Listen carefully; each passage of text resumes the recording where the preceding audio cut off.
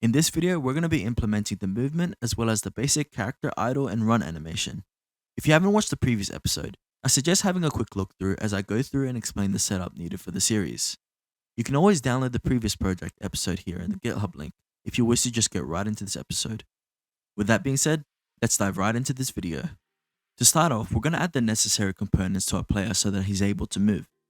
Click on the player object, and on the inspector, we're going to click add component.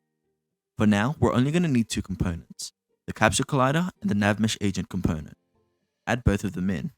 You can play around with these settings to suit your needs. I'm just going to go with this particular setting in the capsule collider since it fits my character's size.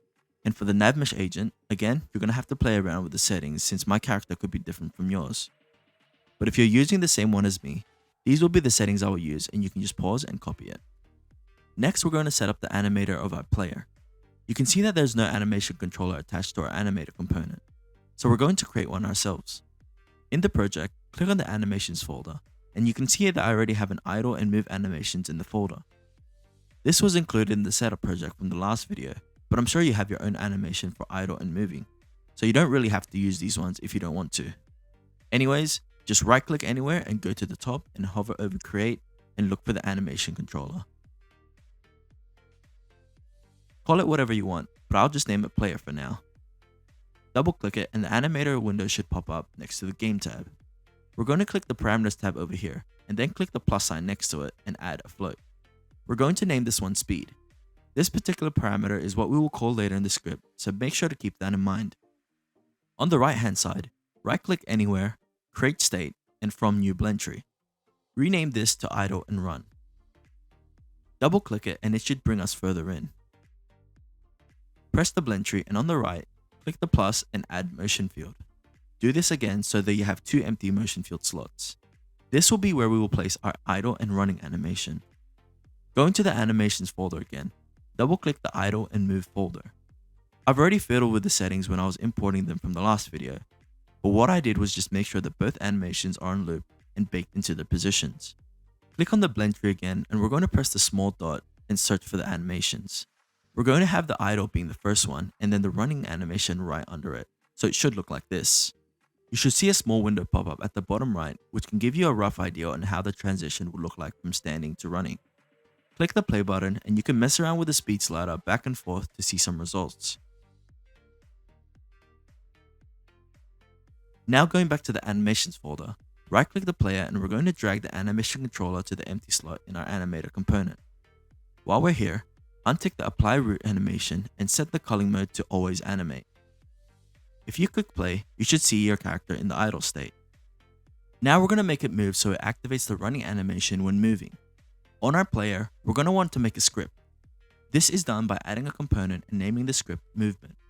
I would have used play of movement, but this script was already named in one of the asset packages, so make sure not to get confused by it. Click the new script, create and add, and wait for the scripts to compile. After a short while, you should see that the script is a component to the player.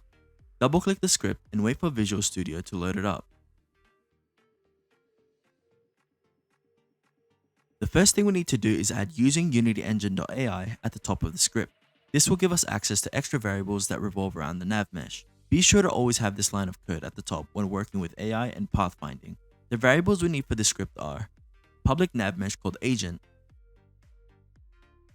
a public float named rotate speed movement and we can set that equal to 0.05, a private float named rotate velocity, a public animator called anim, and a normal float called motion smooth time which is set to 0.1.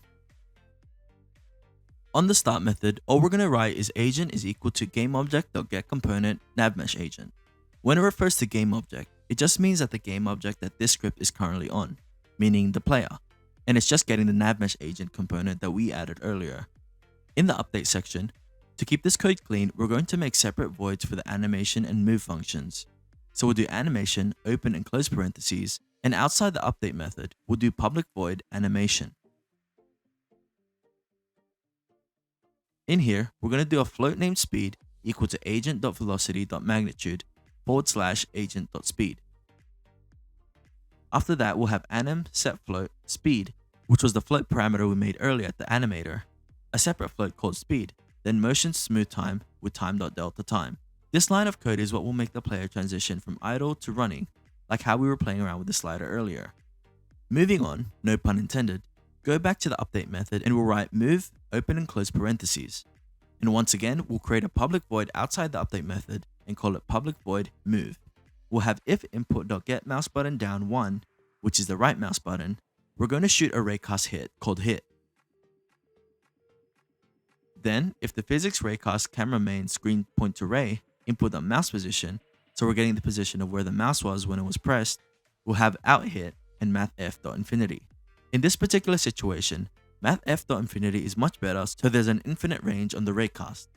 Usually on other games, you'd want to keep it to a set variable.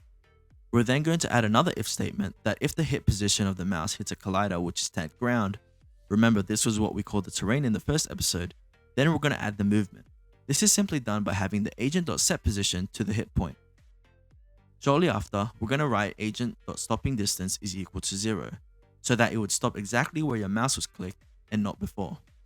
When you go back into Unity, make sure you drag the player game object into the anim slot in the movement script. Then, when you press play, you can see that it's already working perfectly. Having the player go out of idle and run towards right click and then slowly transitioning back to the idle state when stopping. However, there is a slight problem with this, which is the rotation speed.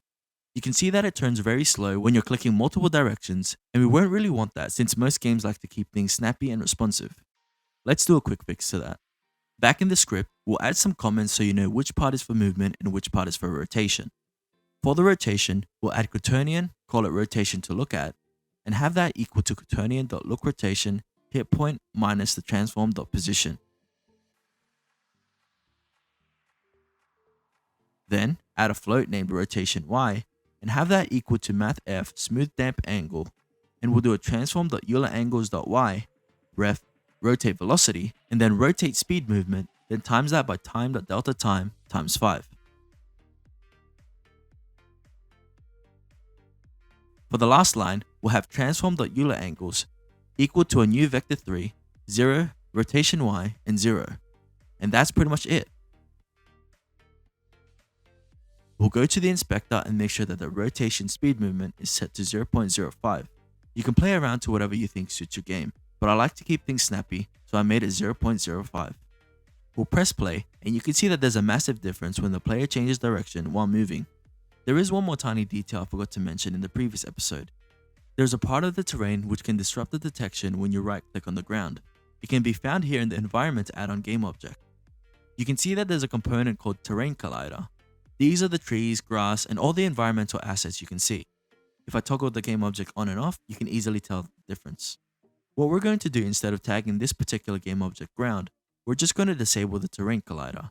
When I press play again, the MOBA character is moving smoothly and the mouse input gets detected much easier and there's no problems occurring with the movement and animation. I'm quite happy with how it's looking so far. Anyways, that is all for this episode. I'm probably going to be working on my own game for a bit, so if you are interested in that, follow my TikTok and Twitter while clicking the subscribe button. If you guys are keen to know what I've been up to, I'll probably make a devlog, but I guess we'll see. In the meantime, take care and I'll see you all in the next episode. Bye.